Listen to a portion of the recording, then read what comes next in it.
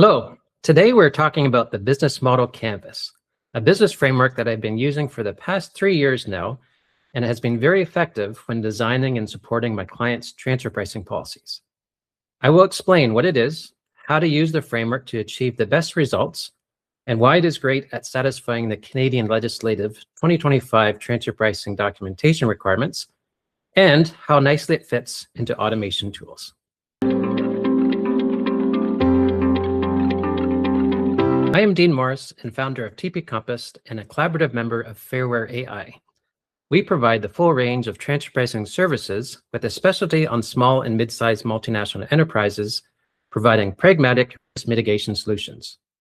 With Fairware AI, we developed AI-enhanced technology solutions customized for transfer pricing purposes for our clients, including DIY large multinationals. These web apps and agents increase and enhance transfer pricing support at lower costs while giving time back to our clients.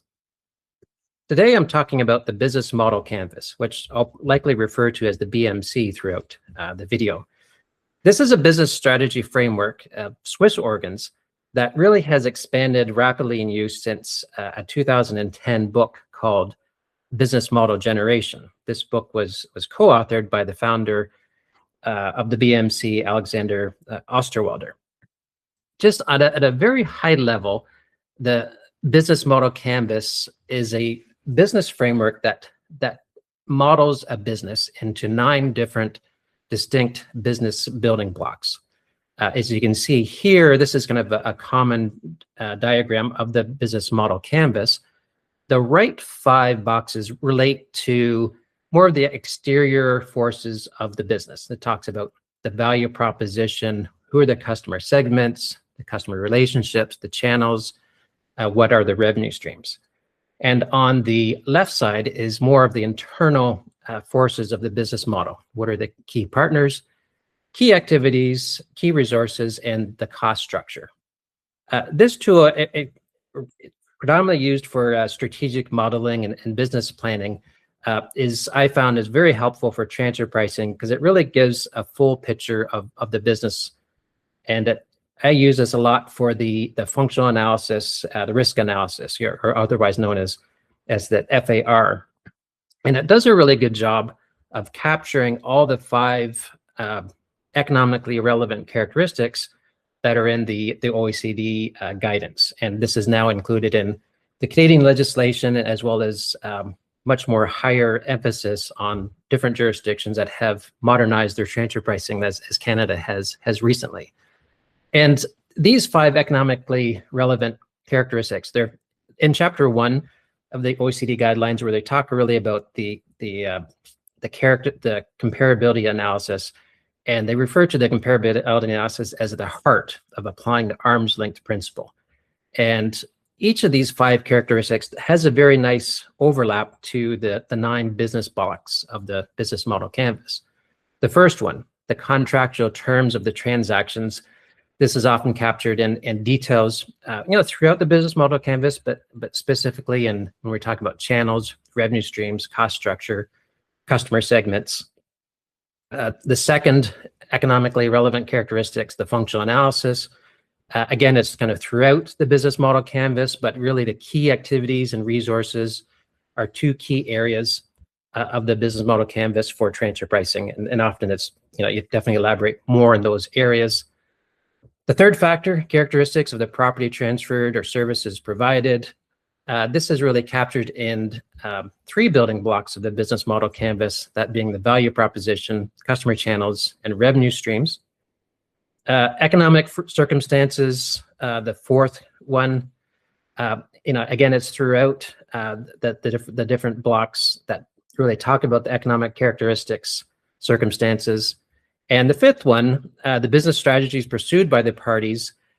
This is a strategic business framework. So by its nature, it really captures what is the strategy, or kind of gives the basis for the strategy for the company.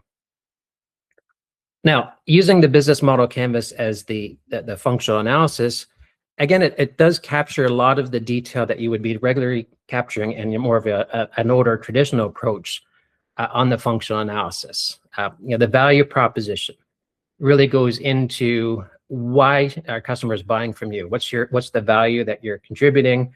What's the value that's pulling people in? And that really ties a lot into intellectual property. What is the intellectual property of the business? How do you capture it and into that value characteristic?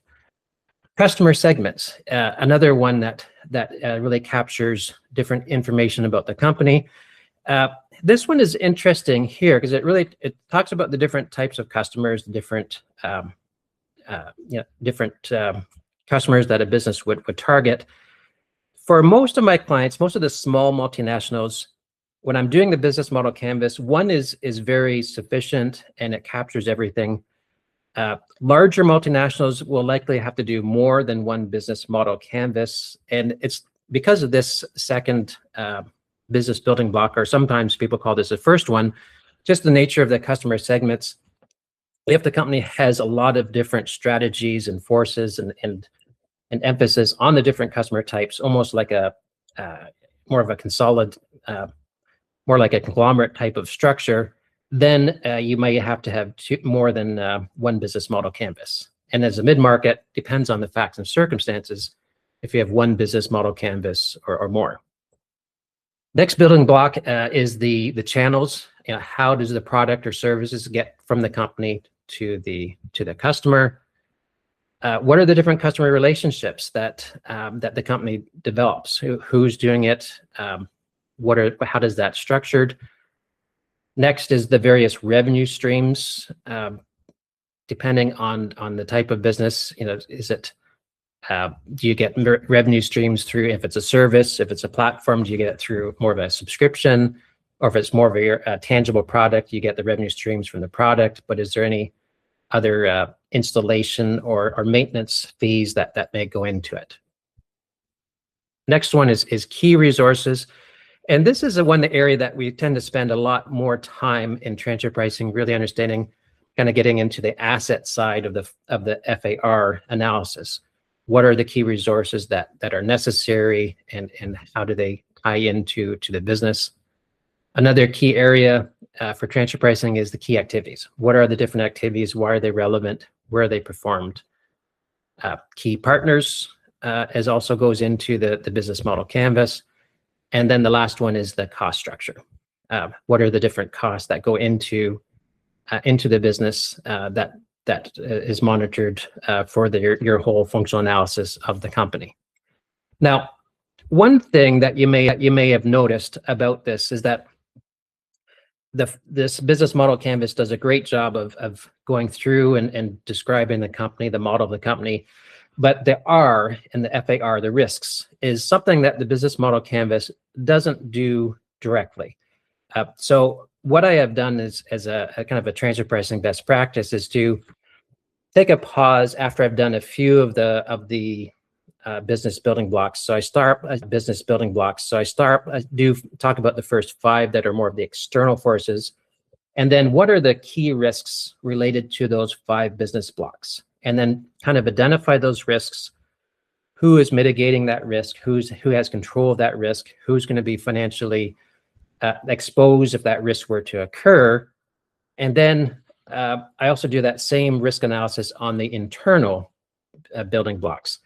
And that's a very effective way of doing this, because you can be very specific and customized to your client or to your own business on what your risks are. And compared to some of the traditional approaches where you kind of go through your laundry list of risk. What's the competition risk? What's the foreign exchange risk? Who has the product liability risk? This is much more specific to the customer, and it's very focused that way. Other transfer pricing best practices is to think of the business model canvas. Often it's an iterative process.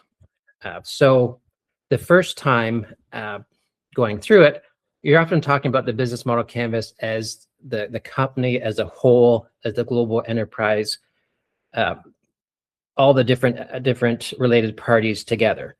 And then as you kind of go through the next process, you really focus on, okay, who are the different legal entities that are transacting? What are the controlled transactions that you're focused on? And as you go through the business model canvas, now you're talking about each legal entity separately. What is their role? What is their role for the value proposition? Who owns intellectual property? Is someone developing it or someone being compensated for it? Where are the costs? Who manages those costs? Who's exposed to different market risks if they were to occur? So as you kind of go in, if you want to go back to it as an iterative process, then you kind of define what each of the different legal entities are doing. That then kind of flows into your next part of your transfer pricing supporting document is supporting, what is the most appropriate method principle that you apply as per the OECD guidelines. So that's one of the things that you'll find using the business model canvas is that it can be iterative. And also, what is the focus of the whole business model canvas? Is it for the global market, or if you want to really focus on one region? So if you're looking at Canada, what is the Canada market for your product, service? If you're distributing in Canada only, then you can focus the business model canvas on the Canadian market for the purpose of your transfer pricing report. Last note is on automation. Now, this tool is used predominantly outside of transfer pricing, and there's a lot of people that use it. So when you use various LLMs out there, their training, they have lots of data that they've been trained on using this business model canvas. So a lot of times a simple prompt using any of the main models out there gives pretty good results if you're automating some of these processes. Developing an agent is much more effective, I have found.